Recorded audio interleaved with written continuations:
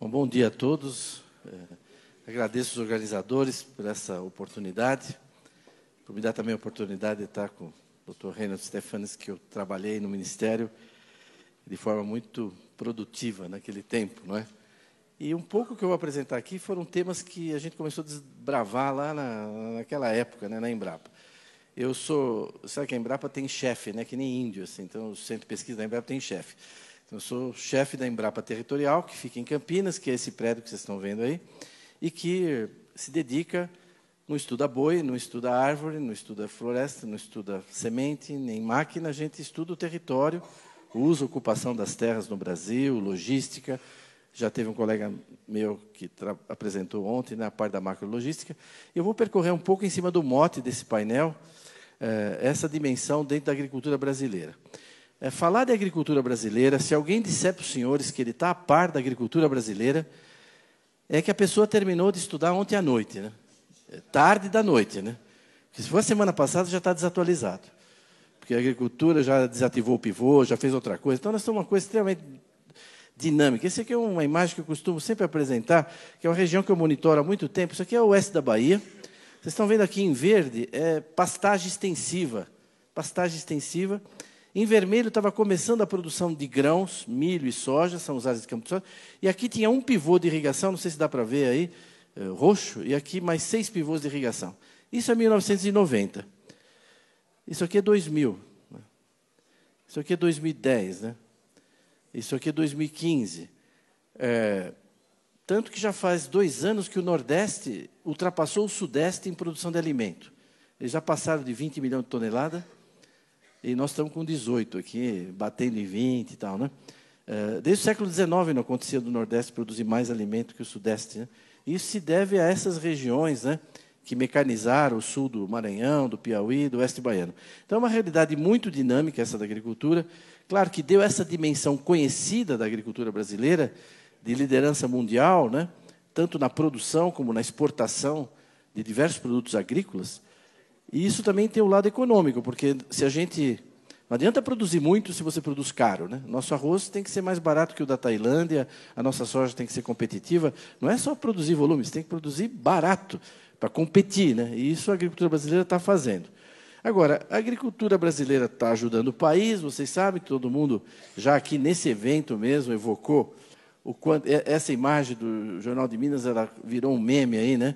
A agricultura tirando o Brasil da lama, né? Fazendo o país voltar a crescer, e a gente sabe o papel que ela tem tido. Nosso centro, nós trabalhamos com 3 realidades que vão me permitir aqui de falar rapidamente sobre essa dimensão da proteção, da preservação e da produção. É a questão da atribuição de terra. Deixa eu desligar aqui o meu celular, que eu esqueci de desligar, né? E pronto. Atribuição de terra, ocupação de terra e uso das terras. Agora mesmo estava tendo um debate que tocou em vários aspectos disso. São dimensões parecidas, mas elas não são confundíveis, né? Os agrônomos insistem muito nelas, com razão. Uma coisa é a atribuição de terra, outra coisa é a ocupação, outra coisa é o uso. Eu vou, então, percorrer rapidamente aqui, talvez 5 minutos com cada uma, para a gente dar uma ideia da situação nacional, e é produto dos trabalhos das equipes lá da Embrapa Territorial. A atribuição de terra é o seguinte: o Estado brasileiro atribui terra. Você tem uma fazenda produtiva, tudo, mas ele pode decidir que vai para a reforma agrária. Acabou, vai. Ele faz um decreto e acabou. Você pode reclamar, a TDA, o valor, está desapropriado. E se quiser ampliar um parque nacional, ele amplia. Então, o Brasil, que era grande, ficou pequeno, né? Porque tem muita terra atribuída no Brasil. Em primeiro lugar, nós temos atualmente 1.871 unidades de conservação no Brasil. Se você perguntar qual é a unidade essa, aquela, lá na Embrapa a gente tem o banco de dados de cada uma, quando foi criada, etc. Isso é no sentido da ONU, né? O lato sensu de unidade de conservação, incluindo APAs, né? Áreas indígenas, terras indígenas, tem exatamente 600 redondinhas agora, 14% do Brasil, a mesma coisa. Você perguntar lá na Embrapa, o que é essa área indígena aqui, nós vamos dizer qual é a etnia, se está homologada, se não está. Então, a gente mantém esse banco de dados. Quando você junta a área de unidade de conservação com o índio, dá o que a ONU chama de áreas protegidas. Então, isso é um banco de dados que tem na UNEP, está disponível na UCN, também em Genebra. São as áreas protegidas dos países. Quais são as áreas protegidas da Rússia? São os parques nacionais da Rússia, mais as áreas dos índios deles lá, os Kirguizes, os Lapões, não sei o quê. Quais são as áreas protegidas do Canadá? Os parques nacionais do Canadá, mais os territórios das populações tradicionais, dos índios deles lá, os Inuit, os Esquimós. É assim no mundo inteiro. Então, o Brasil tem sobreposição entre índio e parque. No total, 30% do Brasil é área protegida, cadastrada, mapeada, definida, pronto, consagrada. Isso está fora da produção, né? O Brasil já começa a ficar do tamanho da Argentina quando você tira isso.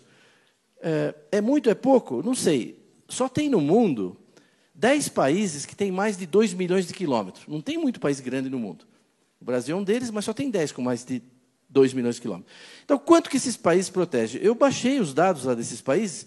Eles protegem 10% do seu território. Nós protegemos 30%. Eu não sei se é muito, se é pouco, 30%, mas é o campeão em termos absolutos e em termos relativos. Não sei se é muito, mas apanhar dizendo que o Brasil não protege suas florestas, ser acusado de não proteger a sua vegetação nativa, é um absurdo, porque é um país que protege 3 vezes mais do que os outros países. E o que os Estados Unidos, a Rússia, o Canadá, o que eles protegem? Eles protegem o deserto de Sonora, o deserto de Mojave, o deserto da Mongólia, o deserto da Austrália. Pode ver aqui nas imagens. Nós temos Shapefire. Por exemplo, olha aqui a Argélia. Ela protege 7,5% do seu território.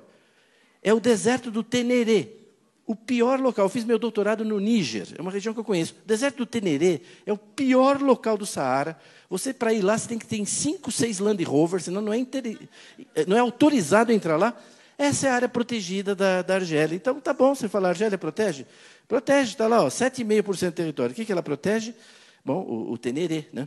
Então, o Brasil protege áreas que têm potencial. Uma vez eu estava lá no Vale da Morte, eu perguntei para o americano lá, e aqui tem problema de invasão de parque? Porque no Brasil tem, porque tem madeira, tem minério, tem garimpo. É difícil manter uma área. Ele falou, não, aqui também temos um problema no Vale da Morte. Eu falei, nossa, tá vendo? Eu já estava falando besteira, dizendo que eles não têm problema, né? Vocês têm problema de invasão? Ele falou, tem. Eu falei, quem que invade aqui? Não, os motocross vêm fazer cross aqui sem autorização. Eu falei, tá bom. Eu falei, para nós lá no Brasil, já estou trocando. A área protegida do Brasil equivale a 15 países da União Europeia.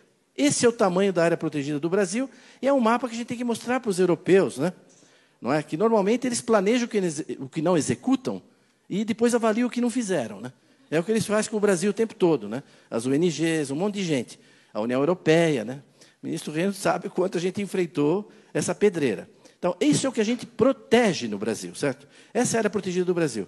Por que a gente protege tanto? Por um monte de razões, mas também por razões como essa. Esse movimento, que talvez tem gente aqui que conhece, se não, vale a pena entrar na internet e procurar Farm Here, Forest There.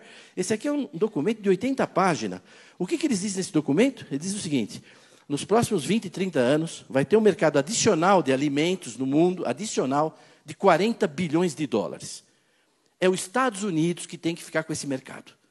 Os agricultores dos Estados Unidos. O único país que pode pegar grande parte desse mercado da gente é o Brasil.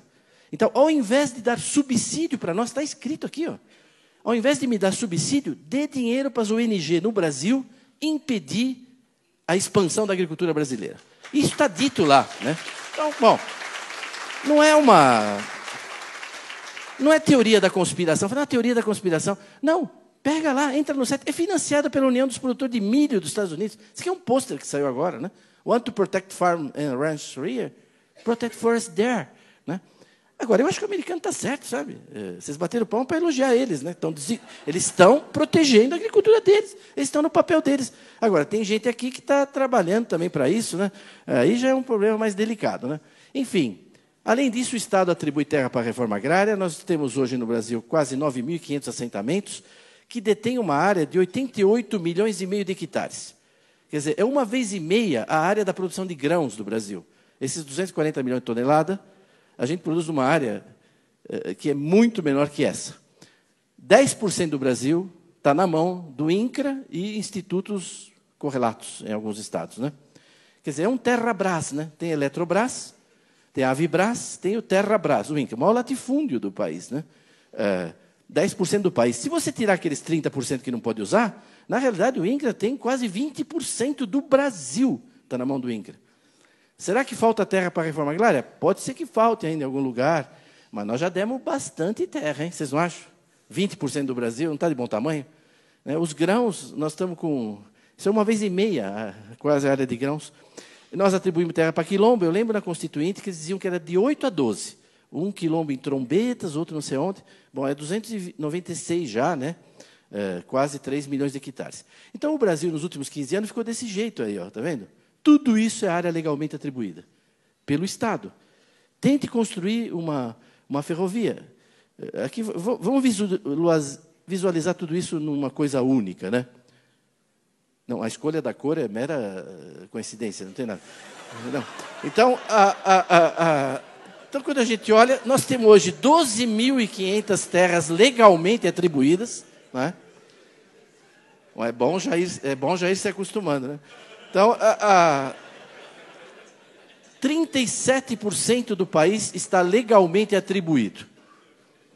Tente fazer uma rodovia aí. Ah, mas aqui pode fazer agricultura no branco? Pode, vai de helicóptero, planta de helicóptero, sai de helicóptero. Essa é a situação, né? Então, eu não queria gastar mais tempo nisso, que já estou ultrapassando aqui o que eu previ. Essa situação das áreas legalmente atribuídas.